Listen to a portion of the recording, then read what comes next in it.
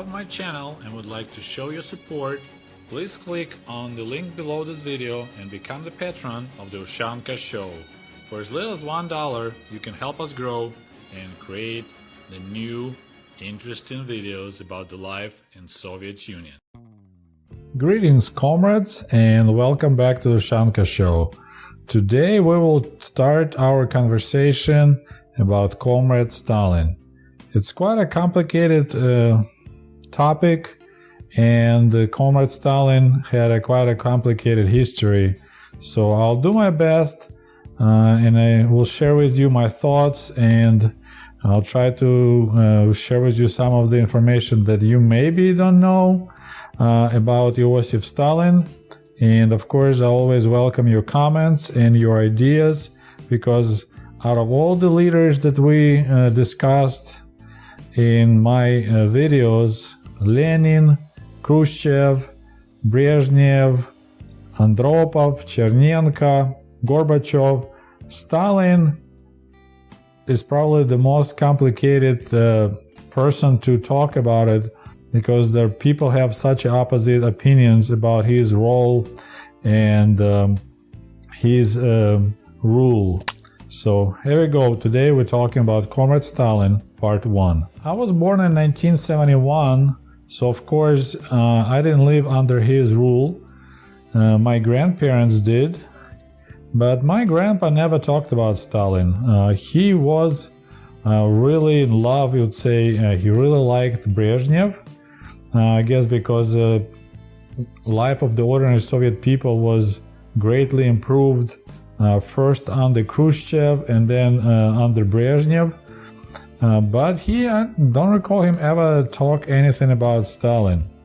And as I said, people still have really mixed feelings and mixed opinions, because if you look back at the history, Joseph Stalin in the beginning, he was pretty much the god of communism, or then also he was called the father of all the people, the great leader or the great chief, because he was called Veliki Vozhd, and Vozhd is more, you can translate as a chief, like Indian tribes, native Indians had a chief. That's how we called, people used to call Stalin the great chief, or some translate as a great leader. Of course, later Khrushchev knocked him down off his pedestal, and the latest what people talk about Lenin, Stalin, and actually that's like almost official modern Russian government opinion about Stalin, and he was effective manager. And I want to share with you right away my opinion, so you don't have a question like, what, Sergey, your opinion about Stalin? The main thing about Stalin, that's what people mention, that when he took over the government, took over Russia or Soviet Union, they call it that he inherited Russia with Saha, which is Saha, it's like a plow made out of wood, pretty much, so wooden plow. So he inherited Russia with a wooden plow, and when he died, he left Russia with nuclear bomb. So this is, his achievements from 1920s until 1950s, when he passed away. Soviet Union had a giant leap in industrial development and technological development. Soviet Union won the war with Nazi Germany, so it sounds like a great achievement. The question is, what was the price? And the question was, the juice really worth the squeeze? And that's what we'll talk about a little bit later. As you probably know, Stalin, it actually wasn't his real last name. His real name is Joseph Dzhugashvili, which is a classic Georgian last name. A lot of their last names end with Ili. He actually had quite a few nicknames, or I'm trying still to learn how to say this word correctly. It's alias, right? A-L-I-A-S, or pseudonym. He was called Soso when he was a kid. Later, he accepted the nickname or alias Koba. Now that Koba has an interesting story. It's actually a character. It's similar to Robin Hood, so it's a Georgian. And again, Georgia is the country next to Russia. It's not Georgia, United States. So there was a story about Koba, who was like a criminal person, but he was just like a Robin Hood. So he was robbing rich people and giving money to poor people. And Joseph really liked that story, that book, when he was a teenager, and he liked to be called Koba. And later on, when he became a leader of Soviet Union, and he was known as Joseph Stalin, only his very close friends and party leaders like Molotov, Beria, they were allowed to call him Koba. Otherwise, he was only known as Stalin. Almost all Russian revolutionaries took some kind of alias. So if you know, Lenin is actually, his real last name was Ulyanov. Trotsky, his last name is Bronstein. I don't recall, I'm sorry, I was too lazy to search. Bukharin, it's also not a real name. Kamenev, Zinoviev, and so on. A lot of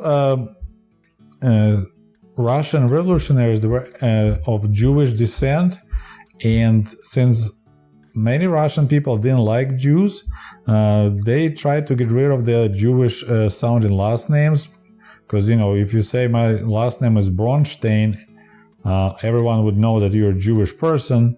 And also, since you're a revolutionary, you want to show that you have a character, so they picked aliases that sound really strong. For example, Kamenev means like made of stone. Molotov, I don't know if that's actually his real last name or not, but it's like it's a hammer. And Stalin, it's pretty much like made of steel. So this is what his actual last name means. Joseph Stalin is Joseph, which is made of steel. But his first party nickname, as I mentioned, was Koba. And I read that he first picked, because Koba, you know, it kind of doesn't sound professional, revolutionary last name, or alias. So he picked Stalev, but it didn't sound right. So then he changed it to Stalin, and that's what became forever Joseph Stalin.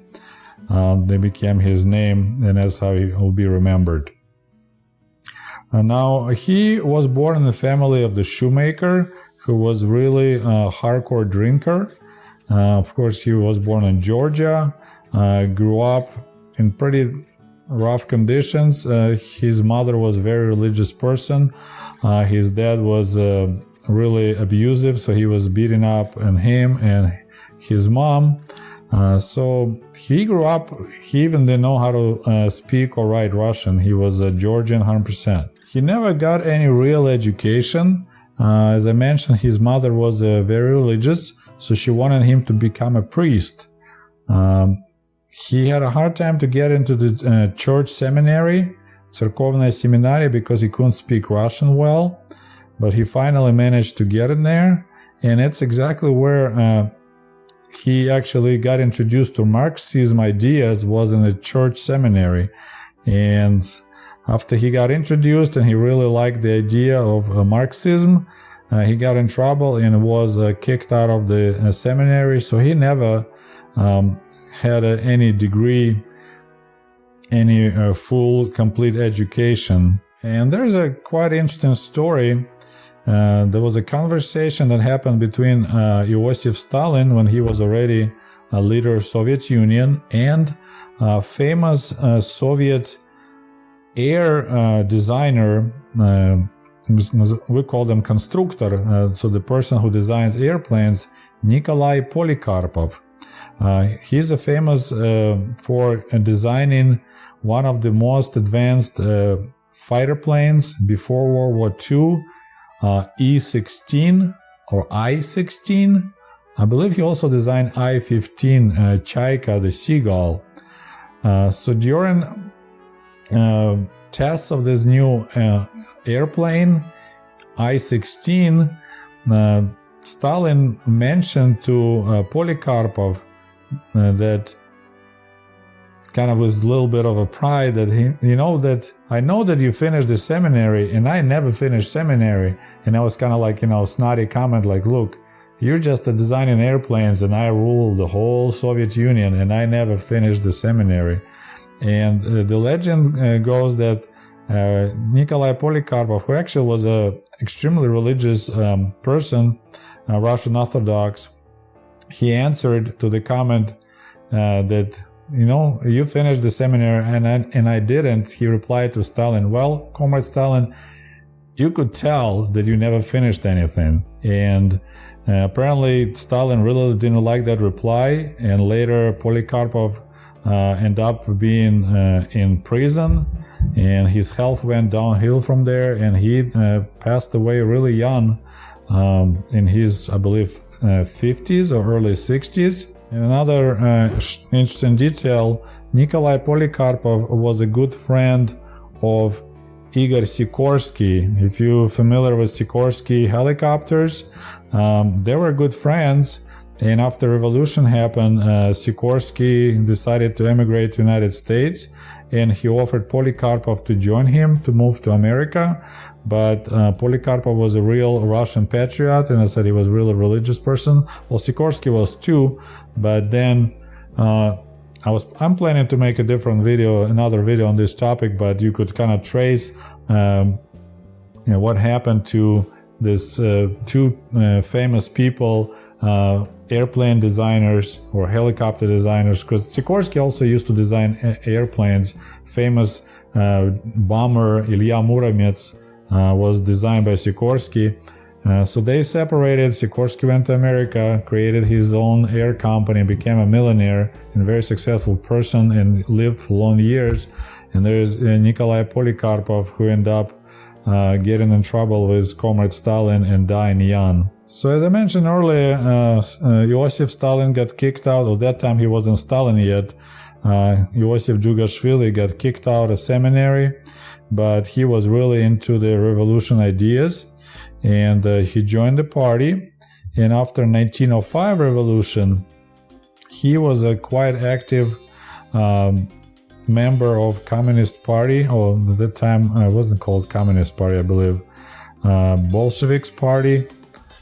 And his job was to rob banks to provide cash for the party. So, you had people who were working more like on the theory of revolution and writing, articles and working on different ideas. Joseph Stalin was robbing banks. So that was what he did for the party. And of course he got caught, and got sent to Siberia into exile, or as we say in Russia, ссылка. Interesting detail about his exile times in Siberia, which was never advertised much. Apparently when he was in Siberia in 1913, and he was 34 years old, he started dating a local girl, Lydia Перепрыгина, who was only 13 years old. So Joseph Stalin was 34, and he started dating 13-year-old Lydia, which right now you probably will get in big trouble. What they say in America, 15 will get you 20. And she got pregnant twice and gave birth to two boys. First one passed away, died as a little baby. Second one survived. So Stalin promised to marry her because he got in trouble with local cops. Because even back then, it was illegal to have sex with minors. So he had to promise to marry Lydia in order to not to get arrested again and be prosecuted for a different offense. But he never did. He left, he ran away, and someone else married that girl and adopted Joseph Stalin's son.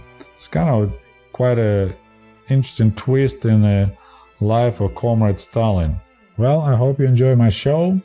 As always, don't forget to put likes under this video, share with your friends, and we'll talk to you soon. Goodbye.